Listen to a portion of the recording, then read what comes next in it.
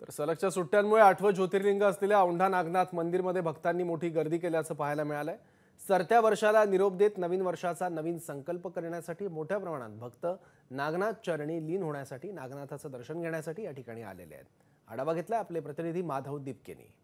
सततच्या सुट्ट्या, वीकेंड आणि वर्षाचा शेवट या पार्श्वभूमीवर 8वे ज्योतिर्लिंग असलेल्या औंढा नागनाथ मंदिरामध्ये भक्तांची मोठी गर्दी पाहायला मिळते। वर्षाच्या शेवटी दरवर्षी जे ते औंढा नागनाथ मंदिरामध्ये मोठी गर्दी राहत असते। आपण या ठिकाणी आजही गर्दी बघू शकता। महाराष्ट्रासह महाराष्ट्राच्या बाहेरून सुद्धा मोठ्या प्रमाणामध्ये भक्त जे ते या ठिकाणी नागनाथाचं दर्शन घेण्यासाठी येत असतात आणि दरवर्षी ही गर्दी आपल्याला या ठिकाणी पाहायला मिळत असते।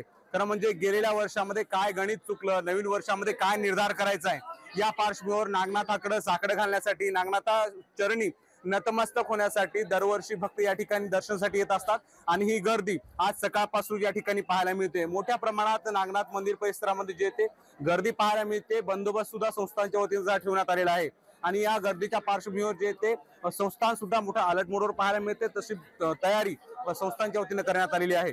नवीन वर्षाचा नवीन संकल्प करण्यासाठी सुद्धा अनेक भक्त या ठिकाणी दाखल झाल्याचं पाहायला मिळतंय। Camera person आकाशसह Madhav Dipke, ABP माझा, औंढा नागनाथ, हिंगोली। एबीपी माझा, उघडा डोळे बघा नीट।